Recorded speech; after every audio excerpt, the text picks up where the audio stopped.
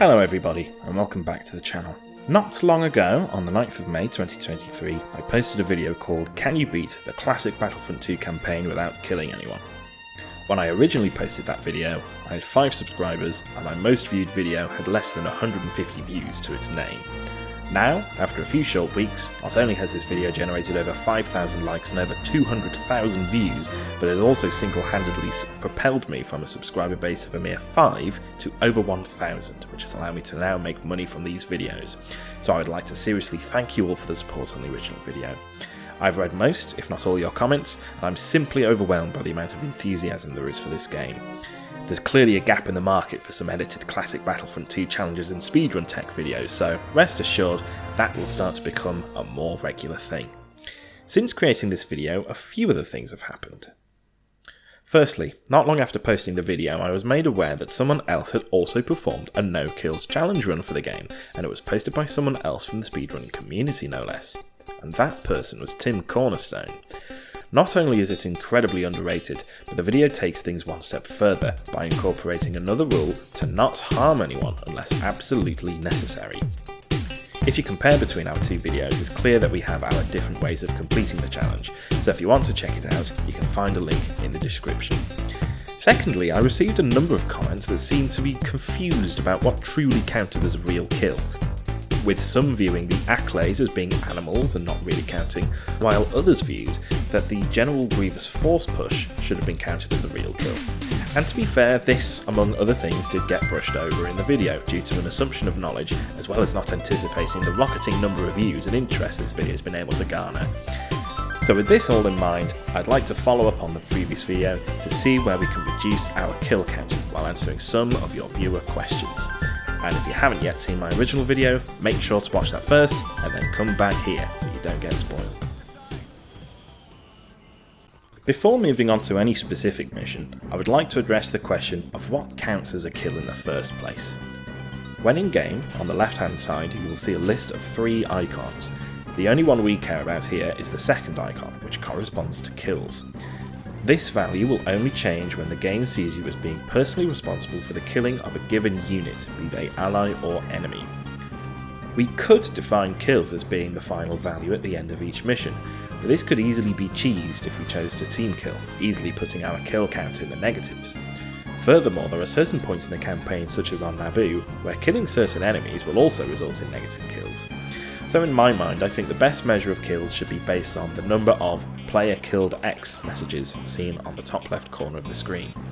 Now when playing on console, player kills aren't seen as messages on the top left, so we could consider, more accurately speaking, that the number of updates made to the kill counter throughout a mission should be the true number of kills instead. This means that when the kill counter has not been updated following the disposal of certain enemies, we can consider that to be killless. And while that is an admittedly rather technical definition of a kill, it means that it allows room for exploits that can be used for the challenge. This means that whenever we kill any CIS battle droids, accolades, separatist leaders, Jedi, heads of state or rebels via traditional means, for example a blaster or lightsaber, this will count as a kill.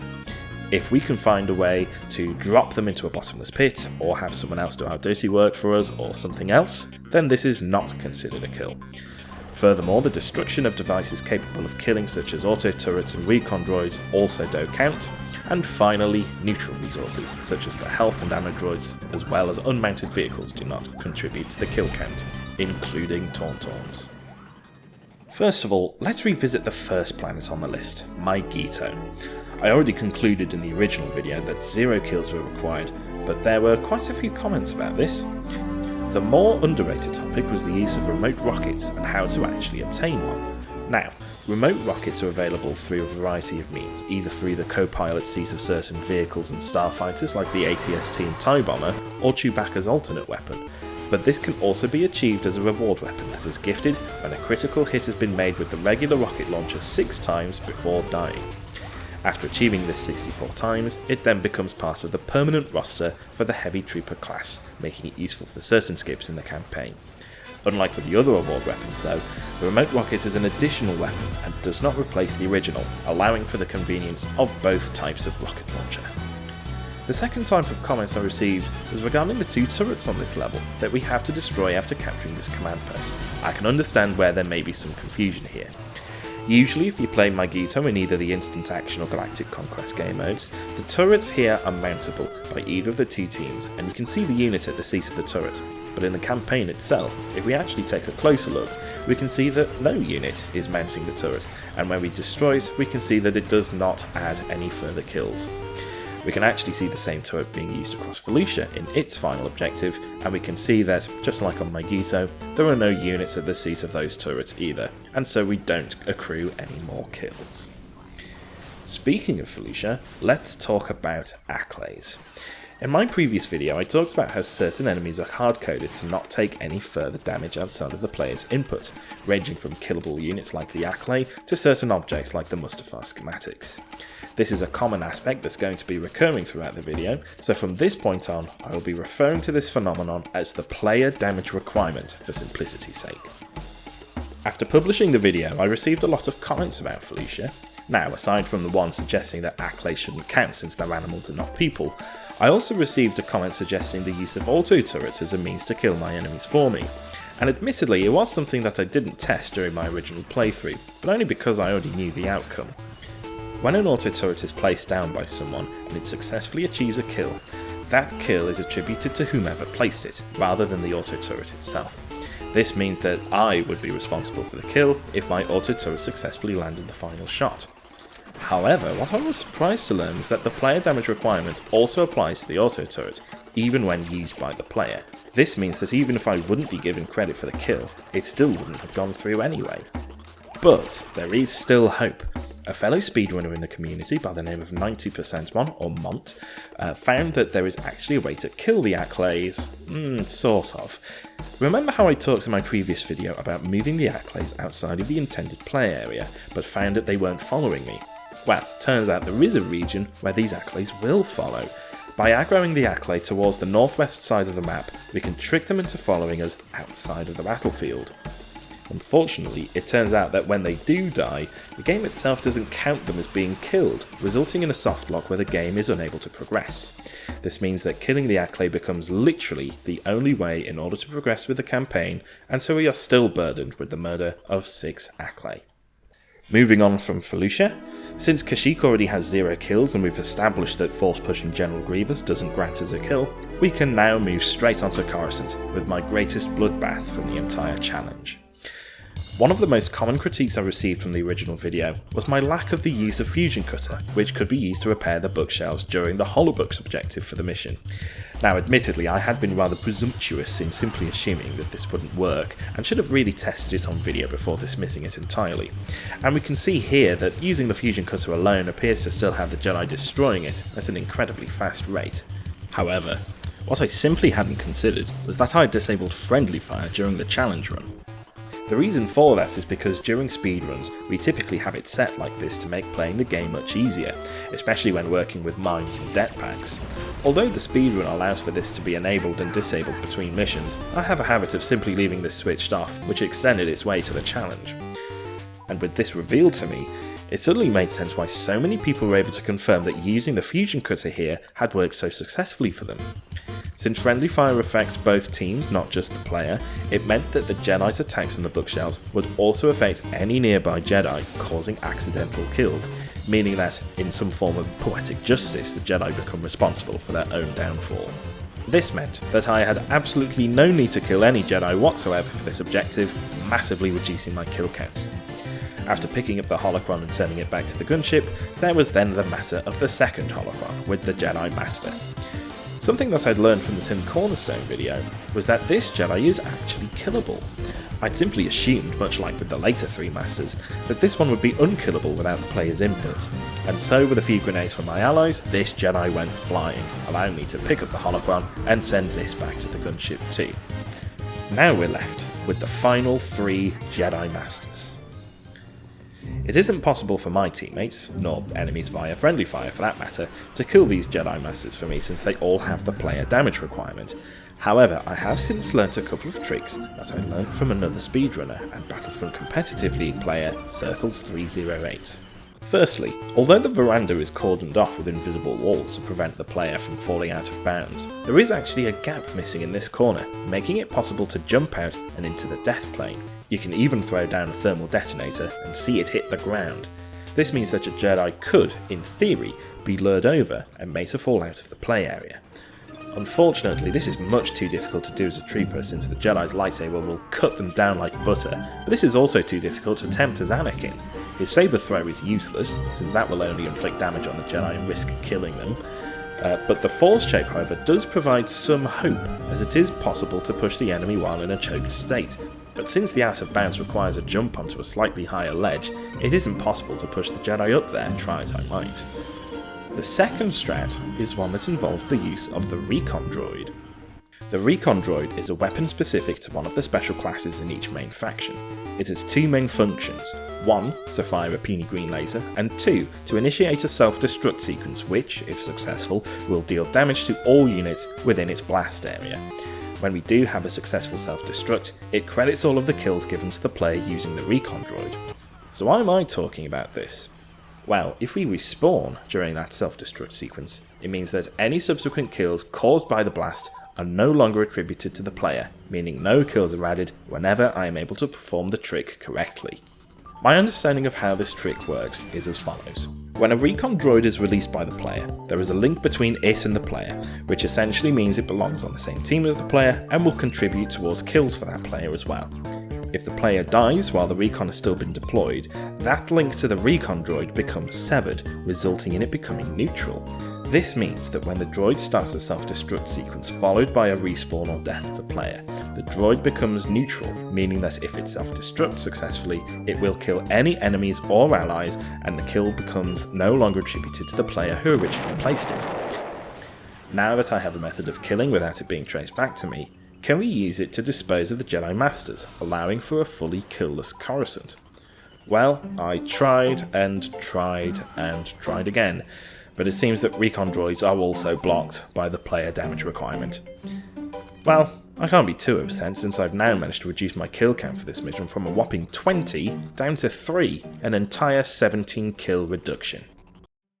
Now that we've massively reduced the number of Jedi killed during the fall of the Jedi Temple, maybe now we can also make a reduction on the Jedi on Naboo.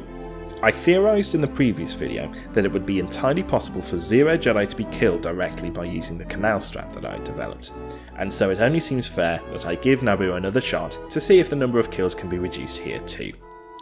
On my first few attempts at a better Naboo, I had noticed something about the Jedi behaviour after they were in the canal. Upon being led into the canal, the pathfinding dictates that the nearest possible route is via one of the bridges across the rotunda to the south. But something I had not noticed until now was the fact that the Jedi can actually get themselves caught underneath the floor of this section, just before the bridges.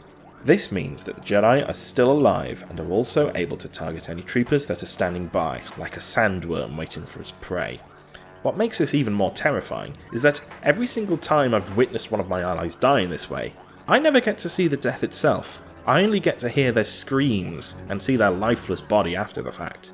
Worse still is that my living teammates will occasionally start shooting below them in a futile attempt to temper the very ground in which they stand on to not swallow them whole.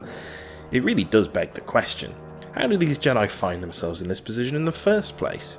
Well, I don't have a totally concrete answer, but my working theory is as follows. The Jedi are programmed to sometimes perform jumps when advancing towards an enemy, and this only takes place when they are a fair distance away from them. Since the Jedi are initially situated below the water level, what happens is that an Imperial shows up, triggering a forward jump, allowing them access to the upper platform. If these Jedi don't escape via the stairs next to them, then they will continue to walk against the wall until they clip through and they find themselves underneath the floor, or what I like to call the crawl space. This means that if I want the Jedi to go out of bounds correctly, I'm going to have to come up with a strat that will lure them back out. Most importantly though, I'll need to ensure that nearby allies don't aggro the Jedi in the first place, which is why I started to use squad commands to take them away from the bridge from here on out. In the event that a Jedi does find themselves in the crawl space, I have typically run across the upper canal platform in the hopes that they notice me and run out of there. There have been times when I've been caught by a lightsaber and died, forcing restart of the level. On other occasions I have been successful and the Jedi have been freed, but even then that poses its own risks. it's entirely possible for them to gain access to the upper canal platform itself, allowing them to escape. And on this occasion, I managed to get so panicked that I sprinted and rolled towards the corner and died at the hands of the Jedi. After many reattempts of Naboo, I found myself a bit demoralised with the current canal strat and found myself wanting to see if I could generate an alternate method that could produce faster results, and thus I started to do some more theory crafting. The first thing that I wanted to check was whether the Jedi even needed to be pushed into the canal. In other words, could the Jedi find themselves in the canal and going out of bounds with no input from me whatsoever? Unfortunately, the answer is a resounding no. Typically, if you are playing the campaign and find yourself low on additional reinforcements, then the AI on your team will stop respawning so that the amount of help you have is reflected in the reinforcement count, just like when playing the Conquest game mode on instant action. But this is not the case for the Naboo campaign. Even when the reinforcement count is reduced down to 1, there are still friendly AI spawning in from Command Post 3, which is at the very west part of the map. These stormtroopers, in combination with the wandering Jedi which disperse in here, will find themselves in contact with these Jedi and be forced to fight. Fortunately, one of the major differences between the campaign and conquest game modes is that the campaign mode ensures that if the reinforcement count is equal to 1, then it will only go down to 0 if the player dies, and not when an AI unit dies. So as my teammates are dying left and right, the reinforcement count does not reduce until I die. What this does mean is that there is a perpetual battle between a team of unkillable Jedi versus a team of infinitely respawnable stormtroopers, meaning that the Jedi get so distracted that they wouldn't be able to wander off any further than this. The second possibility was that of the effects of friendly fire on the Jedi and subsequently the Queen. This also turned out to be fruitless. After destroying the console, we can land on this gated flower patch. The Jedi are unable to attack me, and when they do attack, they only do so against each other. However, the player attack requirement is still very much in play for the Jedi. When I chose to kill them to see if this affected the Queen during the second wave, I found out that this also applied here. You can see one Jedi making a number of swings at the Queen, but only around a fifth of the health has been depleted. And to put that into perspective, here's some footage of me next to the Queen, shown here with 60% health remaining, followed by me killing her with a single fire of the shotgun to the body. On a similar vein, I also wanted to see if the recon droid strat could work here too, but as you might expect, just like on Coruscant, the player damage requirement was true here, meaning that this had very little effect on the Queen and her Jedi. That's when I remembered that it's technically possible to host the campaign maps on the game's online multiplayer. By creating a private server with a password so that only I can access it, and selecting an arbitrary map, I can then use server commands to make the Naboo campaign playable online. By typing in /admin/addmap nab2g_c, this adds the map into the instant action list, and then /admin/endgame to skip the current level and move on to the campaign map. The campaign mode was never really intended for online multiplayer, as it can technically allow for players to fight for the opposing side, such as being able to play as the separatists on the Mustafar missions. The playability of these maps also differs on a case-by-case basis, with some of them being considered unplayable. But fortunately, Naboo campaign does not have these issues. The reason why I wanted to try this in the first place was precisely because these maps were intended for multiplayer. There's every chance that something unintended can happen as a result of something not working properly, and that could give me the opportunity to exploit the situation. Unfortunately, the maps appear to work fine, so there were no obvious exploits that I could use.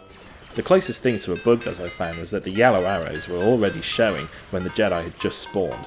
More specifically, the arrows only pointed to 5 non-specific Jedi, presumably because the condition is broken for when this is supposed to happen, i.e. when there are only 5 Jedi remaining.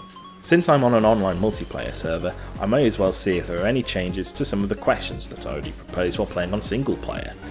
In short, I found that the player damage requirement is still true on multiplayer, meaning that AI damage will not affect the health of the Jedi or Queen after depleting a certain amount of health. This is also true of the recon droid strat. And after going back to the original canal strat, I found that on multiplayer none of the Jedi seemed to want to clip through the wall and out of the map. This was found after waiting almost 30 minutes and seeing very little actually happening to the Jedi on the canal, which made me close the multiplayer session. After giving up with this multiplayer experiment, I finally go back to playing the campaign on single player, to see if I can give the canal strat one last try. Since this final attempt took place immediately after playing on multiplayer, For some reason it caused the same arrow condition to not work when the Jedi spawned, and found that my reinforcements actually did stop spawning, as the reinforcements count equal to 1. This ended up being quite useful, as I now have a useful marker for some Jedi if they happen to be within the crawl space, meaning that luring them out became a little bit easier.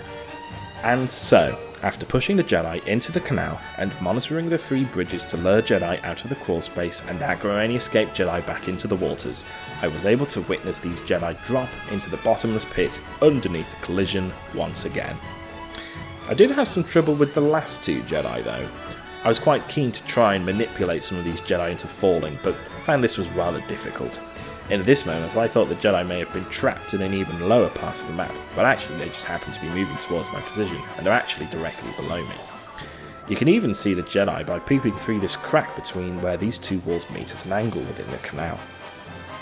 Eventually though, I am able to lure him out back into the canal water, and so they are ready to collide through these walls again. Finally, after some time, the second to last Jedi clips through and dies, leaving only 1 Jedi remaining. Knowing that this could be soon, I switched back to the Scout Trooper and readied myself at the centre bridge, ready to assassinate the Queen when the time came. Not long after, the final Jedi goes too, and the Queen and the second wave of Jedi spawn. If I were to die now, then it would ultimately result in a defeat and the waste of 1 hour for this attempt alone. But thankfully, the Queen shots didn't connect, and I was able to fire 2 shots at her, resulting in her very swift death. As mentioned in my previous video, this final objective has a 3-minute timer, and so while killing the Queen via the canal strat would be viable under normal circumstances, doing so within 3 minutes would be almost impossible. So now we can confirm that no Jedi need to be killed on Naboo, directly leaving us with only 1 kill on the Queen herself. Before moving on to the next mission, there is something from Naboo that I wanted to briefly address. Looking back at the multiplayer solution I came up with, the use of /admin/endgame suddenly seems a bit overpowered. I could, if I really wanted to, just run that server command and complete the mission without having to do anything at all. Furthermore, this wouldn't be breaking any of the rules I established in the previous video either. Allowing this server command during a campaign mission ultimately renders the entire challenge as moot, so I'd like to retroactively introduce Rule 7 to the run. All of the mission's objectives must be completed and cannot be skipped over via multiplayer server commands. This means that the avenue for further multiplayer strats can be left open while still maintaining the spirit of the challenge. After Naboo, I can skip past our killless streak of 4 missions and go straight to Tantive IV to see if we can prevent Leia from dying by my hands. One of the most popular types of comment I received was that Leia's death shouldn't technically count on the basis that she doesn't canonically die at this point. Now, I've already talked about what really constitutes a kill in this game, and so Leia's death absolutely 100% counts in that regard. But by the end of this mission, I think we'll all be very happy with the compromise that I've been able to come up with. Now, just like I'd done with Coruscant, I also made the mistake here of not considering friendly fire, and so with thanks to Tim Cornerstone's video once again, I now know that there is a way for me to be rid of this princess. Similar to the Holocron Jedi on Coruscant, Leia is able to die due to shots fired by my AI teammates, but as you might remember, I had a tough time trying to get those teammates to get close enough to Leia before they had a chance to shoot her.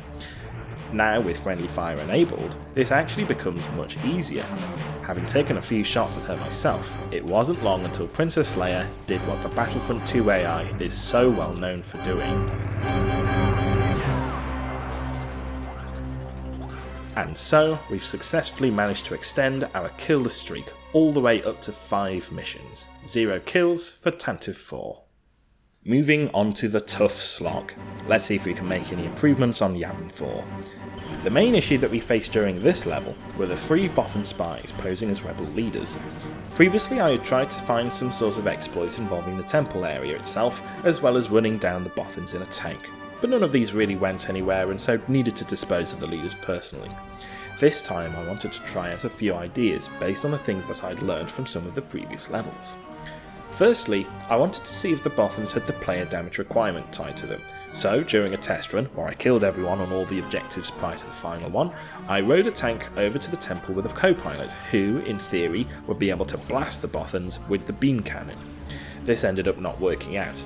As you can see, the Bothans are completely unaffected by the damage caused by the cannon. So then I started to wonder if there were any potential exploits around the map. My mind casted back to Felucia, where the Accolade died from being out of the battlefield. Now, obviously that didn't go very well, and resulted in the entire mission becoming softlocked. But if there's one thing I've learned while playing this challenge, is that you should never assume that things work with consistency. I took the tank and drove it around the perimeter of the map's edge until I eventually reached this cliff face at the southeast of the map, where my tank instantly blew up and the game stated that I'd simply died, which was rather confusing. To check this wasn't a fluke, I took another tank and found that the exact same thing happened. Finally, I went on foot and flew across to the cliff as a Dark Trooper, where for a brief few moments it read, "Leaving Battlefield." As you may remember, when the Leaving Battlefield display appears, you are typically given plenty of time to read the warning and get back into the intended play area before the game outright kills you.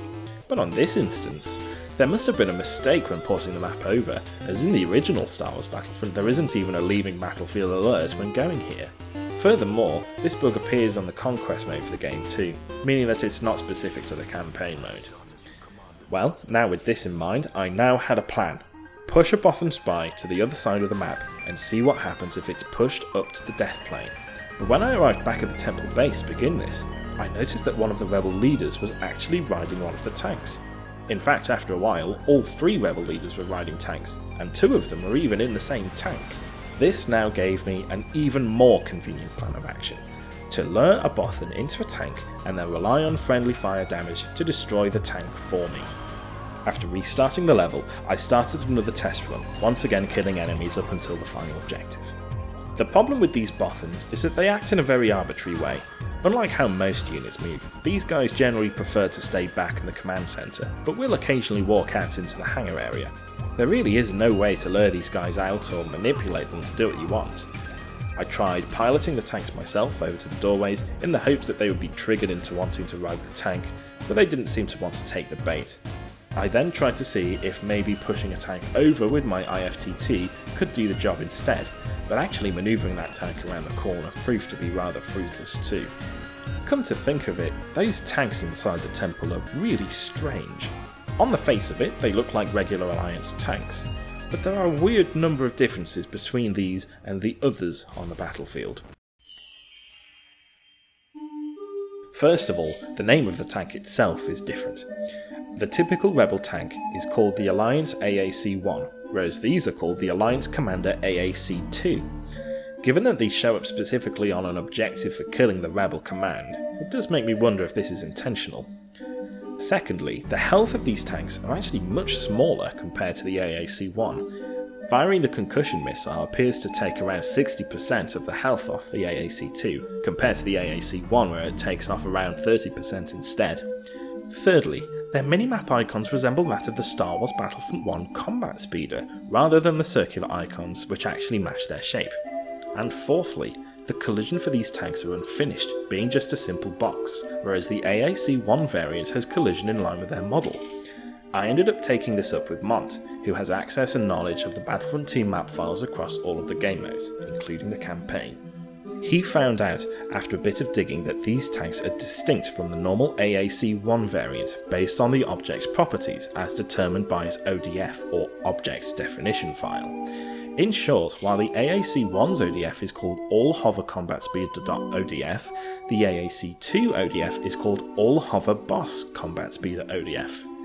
This, in combination with Bothans being able to access the tank in the first place, could imply that these tanks were originally intended to be the boss fight for this level, where each rebel leader would take control of a tank each, but due to the rushed development of the campaign or other limitations, the developers probably didn't have the time necessary to fully flesh out this concept. And when comparing the 2 files together, it seems like my observations were correct as well, including a complete lack of collision mapping. Eventually, after a lot of time waiting, one of the Bothans finally makes their way to a tank, followed by a second. I do die a few times at the hands of this tank, but I managed to deal enough damage with the award pistol to reduce it down to his final scrap of health. All that's left is to find another enemy and trick them into destroying this tank for me. And so, after provoking this rebel smuggler, he fires his shotgun and inadvertently destroys the tank for me. Bizarrely though, even though only 2 of the rebel leaders were in the tank, somehow all 3 were stated to have been killed. That 3rd rebel was nowhere near and was in fact still hiding away in that command center room at the back. Perhaps this is some sort of sequence skip, similar to what happens on Mygeeto. Nonetheless, I proved that the final objective can be completed with no kills, and so all that was needed was to complete that within an entire 0 kill attempt of the mission. Following on from my own advice from the previous video, I was able to get by to the final objective once again. The main disadvantage is that when I was originally testing this, I was using the full set of speedrun strats.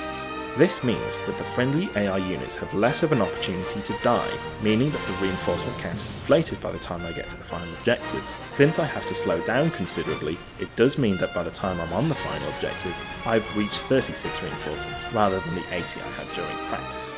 Nonetheless, I was patient enough, and after 22 minutes a boffin boarded the tank that I'd previously sabotaged, which meant that I needed an enemy to friendly fire for me. As it turns out, there weren't many other rebels to help me out here, but that didn't seem to matter as I was able to completely demolish this nearly destroyed tank by simply ramming it with my own demolition derby style. Just like before, the sequence skip happened, resulting in all 3 being considered gone, resulting in a resounding 0 kills for Yavin 4. And not only does this reduce the kill counter by another 3, but also extends our killless streak even further. Now that we've gone through all the maps, we have now managed to massively lower the number of kills across the campaign, as well as the number of maps in which kills take place as a whole. To summarise, on Felucia, we weren't able to reduce the number of accolade deaths unfortunately, but were able to investigate a route that did kill them, but only in such a way that it soft locks the mission. On Coruscant, we managed to reduce the number of deaths from 20 all the way down to 3 by enabling friendly fire and using the fusion cutter at the library. On Naboo, we managed to get a successful canal strat that dealt with all the Jedi followers, leaving us only to kill the Queen of Naboo. This reduced the number of deaths here from 3 to 1. On Tantive IV, we enabled friendly fire once again to allow Princess Leia to combine her lack of spatial awareness and her favourite hobby of throwing thermal detonators to perform this kill for us. This reduced the number of deaths here from 1 to 0. And finally on Yavin 4, after waiting for at least one boffin spy to board a tank, if we destroy by way of friendly fire or demolition derby carnage, that tricks the game into passing the objective, meaning that we are not responsible for the deaths of those boffins. This reduces the number of deaths here from 3 to 0. At the conclusion of my previous video, I was able to complete the campaign with 33 kills and a killless streak of 4, assuming that Hoth is theoretically killless. Now, with the reduction in kills made across these maps, the total of kill now tallies up to a mere 10, and a killless streak of 7.